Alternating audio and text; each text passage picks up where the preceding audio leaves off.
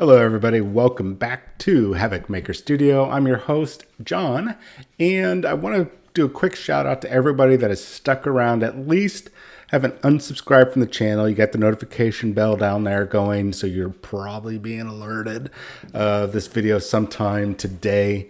And it's Monday, the 24th of April. And once again, I want to say thank you guys for sticking around.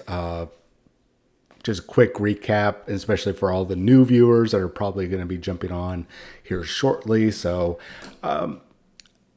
December of last year, I was having a lot of physical problems with my back. I had some nerve damage and, of course, some mental health issues. So, we went ahead and decided to put the channel on pause. And I wasn't sure if I was going to be coming back or not. And during that time, got a lot of help from the VA with the Veteran Affairs, which is pretty much unheard of to get help from them. And it's still not the highest quality of help, but I am in a much better position now because of it. And in the interim, a lot of gaming news has dropped, and I've been like chomping at the bit wanting to do videos, but I couldn't. Not only because of all the health issues, but I had a massive backlog of painting commissions, personal writing projects for RPG, which we are going to start playtesting tomorrow, which I'm excited about, and some writing for a novel that I've been working on. Actually, it'll be my third novel I've worked on. I've not published anything, but it'll be the third novel that I've worked on. And this one, I really feel I'm going to go, once I'm done, it's going to go to an editor, let them go through it and kill it with red ink. And I'm going to go ahead and kind of dip my toe. Just go put myself out there because I want to.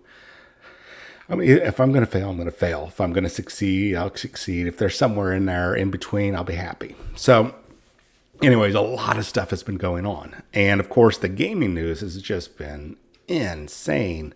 We've had Shatterpoint, Star Wars Shatterpoint, which we've talked about before, but a lot of information has dropped. And I realized that some people have seen a lot of videos. It's been talked about a lot. And the rules have been dropped. And there's some people out there that haven't watched YouTube videos, which there's a lot of YouTube videos covering it, of course. And a lot of websites and, of course, Facebook. It's all over the place. And I had originally planned on doing a video covering Shatterpoint this Friday. I'm going to actually hold off on that. I want to wait until May. Because I've got somebody's going to help me with editing instead of me learning how to edit and do it myself and just be overwhelmed with the amount of work. I'm paying somebody just to come in every once in a while when I do a video, and not yet, but in May/June. So as we get closer to the Shatterpoint release, I will do a series of videos over 1 to 2 weeks, just little short things, just to not only hype it back up because, this lull that we're going to have can sometimes minimize the hype, I guess, of the release. So I want to, as we get a little bit closer, go ahead and hype it up.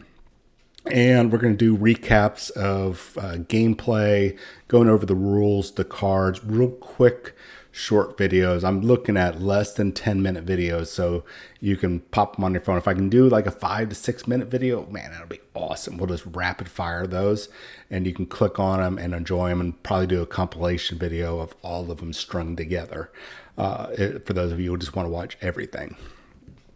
So we've had Star Wars Shatterpoint, and of course Warhammer 40,000 10th edition, who I was told by numerous people over the last, I'm not going to say last year, well, definitely last year, well, not the full year, or just constantly saying, John, you're wrong. They're not going to do 10th edition, 9th edition's in a very good place. It is the best edition they put out, etc., blah, blah, blah. They're not going to do it. It's already been 3 years. And what do we got coming out in June, July? Is it 10th edition Warhammer 40,000? Was John right again about Warhammer? Man, my track record is good. And yes, I am totally patting myself on the back on that one, virtually. We got that coming. And it actually, I'm kind of interested. I'm not saying I'm going to do a deep dive back into Warhammer 40,000, but we're going to go ahead and cover it. Why not?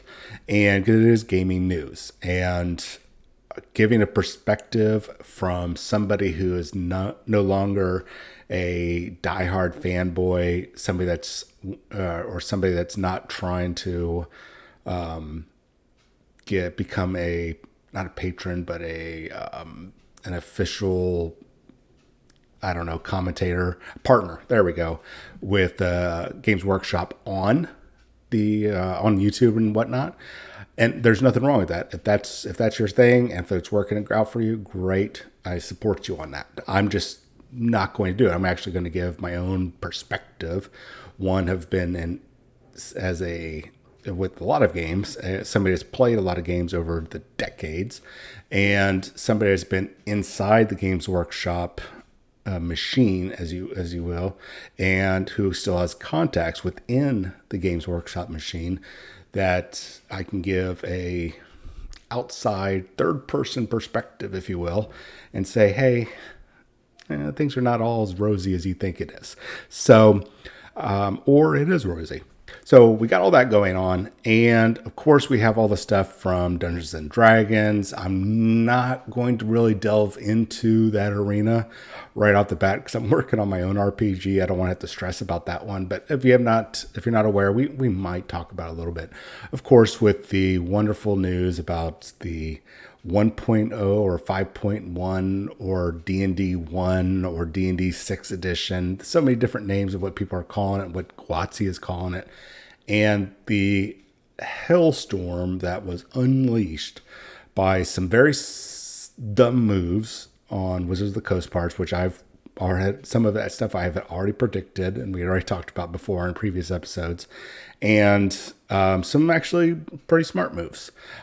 Just poorly handled. So we're going to probably go ahead and cover that, especially as we get a little bit closer to when they're going to release whatever's going to be coming down the road, which I imagine sometime in Q3, Q4, we're going to see something from Wizards of the Coast for the next iteration of Dungeons and Dragons. And I think the ship has sailed for a while. Dungeons and Dragons is not going to go away, but the damage was dealt and they're paying for it. So that's all that. But today, right now, we're going to do a brief overview. I want to kind of get you guys caught up on the chain of events and to start talking about the Dragonbane RPG that's going to be coming out from Free League Publishing in August of this year. Now, this game had a very good Kickstarter, and if you know anything about Free League Publishing games, their IPs that they have or they purchase or they have licensed through them, they are dark and they are not the fantasy, fairy, happy worlds, not necessarily unhappy worlds, but they're not the video game clickiness of, say, Dungeons and Dragons or Pathfinder. These are very tough games to play. They're not player. I mean, they are player friendly, but it's not. You're not playing on easy mode. There we go. You're not playing on easy mode or story mode. You're playing on normal, and so all those little cheats that you get or those little easy win buttons, you're not going to do that. You're not going to have that. So that's one of the things that I like about a lot of their games, that they are scary and they're, I want to say, real stakes. They have real stakes that we have to deal with. So let's go and take a look at their launch video. It's only less than a minute long. So we're going to go and watch that, and then we're going to dive into their quick starter.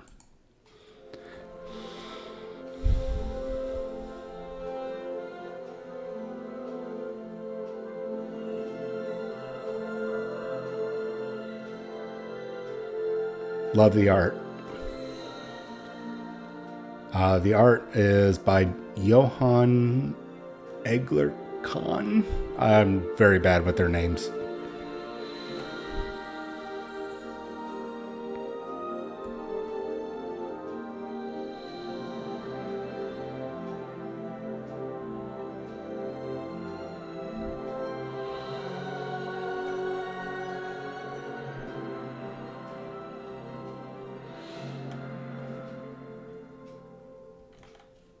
So not too bad. That was actually very nice to kind of read through or watch. I really do love their artwork. It's very, I want to say old school. It's definitely a very Nordic style of art with something similar we've seen with, if you're familiar with the games, Vanson, Trudvang.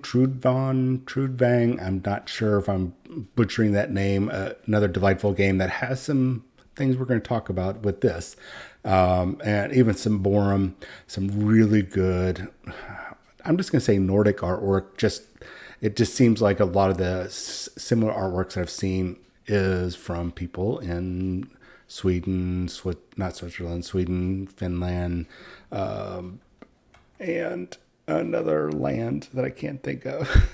So, but definitely over in that area, the artwork has some similarities, and it has a nice, wonderful old school vibe. There's even some things in there that I look at and it's like, man, that feels like Conan or, oh gosh, Elric, yeah, Elric of, oh gosh, why can't I think of his name?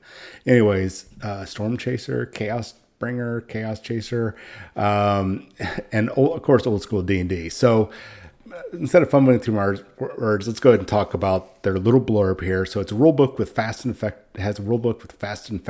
D20 based game for character creation, skills, combat, magic, and travel. We're going to be going over a lot of that, not in super detail. We're not going to be reading it verbatim, but we're going to go over it. The adventure booklet with 11 complete adventures in it. There's a booklet for playing the game solo, which is an interesting idea. We're going to kind of cover that. I don't want to go too much into the booklet because I don't want to rob you guys of, I don't want to spoil it, right? Full color maps, illustrated playing cards for combat initiative, and we're going to talk about that one for sure. You're going to get dice and a bunch of other stuff in this box set. Now, this box set isn't like a starter box set. This box set is the full deal, the full rule book for the game. Everything that I just mentioned here that's on the screen, that's on their webpage, comes in that box. Now, I don't know what the MSRP is for this. It might be on the page for the Kickstarter, or a rough idea what it's going to be. But this is going to be coming out in one full package. You don't have to worry about buying the player's handbook. You don't have to worry about buying then a Dungeon Master's Guide and a Monster Manual, and then this player's guide, and then this different racial book, and then all this other stuff like, certain big named dungeon crawling type games. So that's one of the things that really kind of is kind of appealing about Dragonbane. Now, there are going to be some similarities, and we're going to cover those actually going into right now, that you're going to see with Dragonbane that's very similar to other games systems out there. The big ones that I can kind of identify, of course, Dungeons and Dragons. There is some hints in there of Dungeon Crawl Classics, if you're familiar with that system. I see some similarities with Symborum and a few others in there there's a lot of different game variations, and that doesn't mean that they're stolen from them. But one thing I learned after talking to a couple RPG creators as I'm working on my own, it's hard to reinvent the wheel, right? So what you'll see in a lot of RPGs, they pick and choose from different game systems, things that work. And you're almost always going to find similarities. And a lot of people will go, well, that's just like Dungeons and Dragons. Or is it because Dungeons and Dragons is like that game? Or Dungeons and Dragons like another game? Or Savage Worlds is like this one and whatnot. So you're going to see some similarities in there. And a lot of these work. So if you're not familiar, though, Dragonbane actually was called Dragons and Demons. I'm not going to even remotely try to pronounce the name in the Swedish name for it. I'll just really butcher it, and I don't want to do that. It's been out since about 1982, and it's one of the most reportedly favorite games over in Sweden in regard to role-playing games. And it's been around for just almost over 40 years now. Definitely 40 years. We're going on to 41 years. And Free League Publishing has put this out. Now, some people said, oh, this is just, this is Dragonbane 5e. It's not Dragonbane 5e. And we're going to go through it. Now, if it was a 5e supplement, it's just something I need to talk about, you would still need to buy the Dungeons & Dragons 5th edition Player's Handbook to play it. You don't need that. You got your full rule system here. So it's just something to keep in mind. This is not 5th edition, but there are elements of Dungeons & Dragons in there, right? So keep in mind, right now what we're going through is quick start guide. And so when we go through the quick start guide and the rule book on Wednesday, possibly a little bit more on Friday, because there's a lot to cover, you're going to see these two boxes on what you're seeing on the screen. One tan box, one green box, right? Now the tan box is usually kind of like a info, like a heads up, maybe a quick breakdown so they don't hit you with walls of text. They put it in these little boxes to make it a little bit more of an easier reference, and it's easier on the eyes and helps with the flow of the game or of the book, reading it. Now the green boxes are optional rules.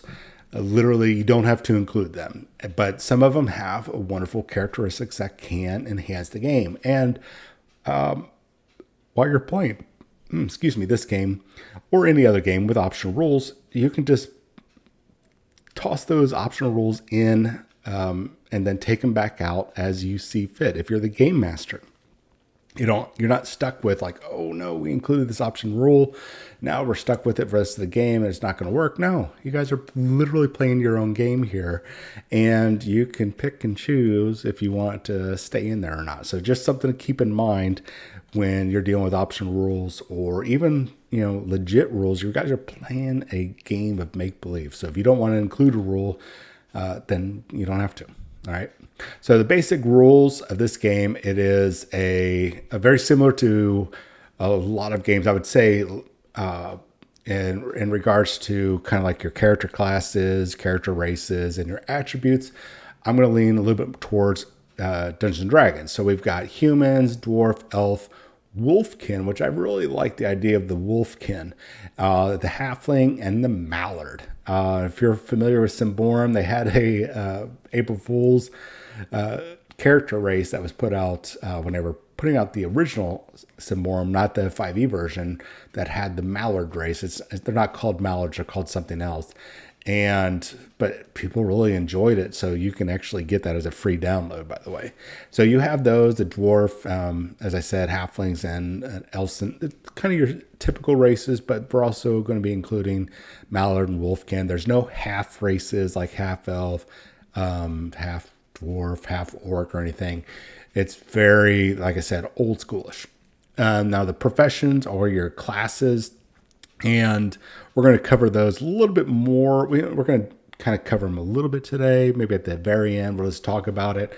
And you guys can put in your comments which ones you guys, in the comments below, which one you guys might want me to cover at length. Maybe we'll go with which one's voted as the most liked version to look at. I don't know. Then our attributes, we got our typical strength, constitution, agility instead of dexterity, which makes sense. It makes more sense. Intelligence, common. Willpower instead of wisdom. I like that a lot better.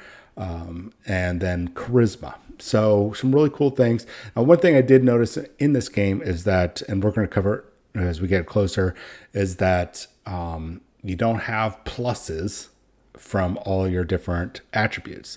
Now, your attributes range from 3 to 18, very similar to Dungeons and Dragons.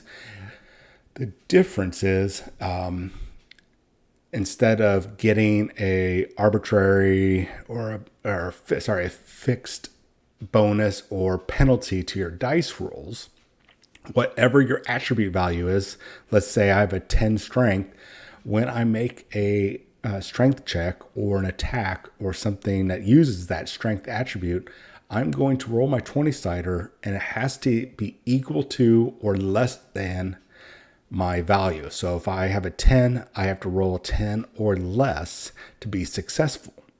which I really love. That's something that we've seen in Symborum, and I believe it's been a while since I've delved into the Infinity RPG from Modiphius, but it's another one of those where you want to roll low, which I know for you D&D players, you're just like, no, I need to roll a 20 and nat 20. No, you want to roll nat 1. Nat 1 is better. Just think of how many times you rolled a nat 1, you complained about it in D&D, and you're like, I'm always rolling critical failures. Well, you know what? Come on over to Dragonbane, roll your continuous nat 1s, and just be getting those critical successes. So, you're wondering, how do you get bonuses to hit and damage? That's going to be covered later. But one of the things I've noticed is that your strength and agility, depending on what your attribute level is, they are going to provide a bonus to your your melee attacks or your ranged attacks in the form of an additional dice, not an additional number like 1, 2, 3, 10, 52. God knows what values you have in Pathfinder. I don't know, plus 72 for your 12 strength. Pathfinder's got a lot of big numbers, but so depending on what your value is, you're going to have an additional dice that you get to roll with your damage, which I think is pretty cool. Now, here's one of the things that can be a little off-putting that has some similarities to a few games. Your hit points is equal to your Constitution score. Think about that. Not you get a D6 per level and stuff. We'll of course go over the classes and stuff, but it's equal to your Constitution. There's a lot of games that are out there that are like that, and you don't just keep getting all these arcade level games, level of hit point increases like, oh, I just went up a level, I get plus 22 hit points, and then it just becomes a game of being sponges, for damage. Then you have something for willpower. It's called willpower points. And this is what you're going to use, and we're definitely going to cover this for activating your spells, activating any of your heroic abilities that you might have, whether it's based on your race or your profession or something you picked up along the way. I think those are really awesome. So we have a good covering of, I'm not going to really go over encumbrance because it's one of those things that you really DMs or GMs really only throw in there just as hopefully are just not nitpicking along the way, but they'll use it as rarely use it as a detriment to a particular scene during an adventure or adventures. I don't see it being used that often. Now, rolling the dice, you have, as I mentioned before, you want to roll equal to or under your attribute. And so you're going to be, some people might be going, okay, what's a crit? What's a critical failure, critical success? So if you roll a dragon, which is the critical success, that means you've rolled a 1. And there's a number of things that can happen during that, and it doesn't have to necessarily be a special effect like doing double dice damage or, what other variety of effects. There's a variety of things that can be done. They do give you some suggestions, and of course the GM can decide the effect. But you should keep in mind that just because you investigated something or you were searching for something and you rolled your natural 1 and you're like, oh my God, I rolled a dragon, which is awesome. It doesn't necessarily mean that something spectacular has to happen. You just really nailed it, guy. Really awesome. Good job. And I do like the naming it rolling a dragon, or the failure, which is rolling a demon. I like the idea of saying, hey, oh, damn it, I rolled a demon, or I rolled a dragon. I think that helps you get a little bit immersed into the game as opposed to, yay, crit. I got another crit. I mean, it gets a little annoying. Hey, crit. It just sounds so bland, almost like you're playing a video game. I like the idea of rolling a dragon, rolling a demon. Rolling a demon is, of course, rolling a 20. That's your critical failure. And it's when you make an oopsie doopsie poopsie and you've got to pay the price for it. And I think it's a really cool thing. Now, some of you guys might be asking about, okay, what about advantage and disadvantage? We do have that. In this game, they call Boons and Banes, and they can happen throughout the game. Now, what's interesting. And I've only seen something similar to this once, and that was with the Marvel Universe role-playing game that just came out last year. No, yes, this year. And it's the boons are, of course, your roll advantage, which is where you roll an additional d20, and you'll take the lowest, which is the better value of the 2 dice. And a bane is the same thing. You're rolling 2 dice, but you're taking the highest. Now, here's where the difference is. You can get multiple boons and banes, right? Now, if you have a boon and a bane, they cancel each other out. So you throw those 2 out. At every pairing of a boon and a bane, you throw out. Whatever you're left with, that pool of dice is what you're going to roll for that one action. So if you end up with somehow, let's say you got 3 boons and 1 bane, then now you're gonna one and one are gonna cancel each other out. You're left with 2 boons plus your dice roll. So you're gonna be rolling 3d20 and choosing the lowest. That is one of the things that I like, is that you and you'll see about actions here shortly. I think it's kind of a cool mechanic. It can be a little boggy, but I think it's kind of a cool mechanic. I would like to see it in play before I pass final judgment on it. All right, so there we're going to cover opposing rolls and pushing the rolls later.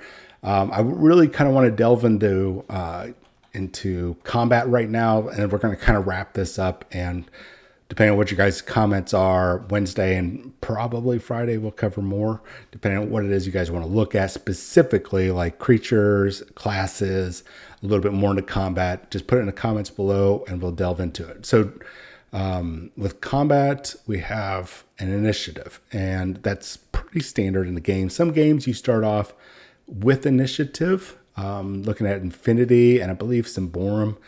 No, not Symborum, but I believe it's Infinity. You do start off with initiative for the most part, for most of the time. Here, what's going to happen is you and the GM are going to, from a deck of 10 cards, either use 10 playing cards, just pick one of the suits, or you can use the cards that come in the box, which why not? Because the only way you're going to get this game is by getting the box, right? Unless you, of course, just order the game on Drive-Thru RPG, which I would just get the physical copy. Anyways, so depending on what card you draw, ones or aces, if you're using regular playing cards, being the first person to go, and then whoever's got the king, the 10, I guess the 10, yeah, the 10, the 12, the 13, whatever it is, you're going to go last.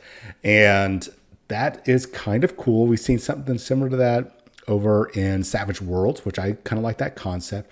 The one concept I do not like right now about drawing initiative in Dragonbane is at the end of the round, once everybody's gone, you've flipped over your card to indicate that you've already gone, you draw again, which in a sense is kind of cool because that means combat's the ebb and flow of combat's constantly, well, ebbing and flowing. I like that, but I feel like that bogs down. Now, where it might not, because I need to see these things in concession or in action, is the number of attacks, the number of actions you can make. So everybody gets to make one move, which I think is cool. And then everybody gets to make one action.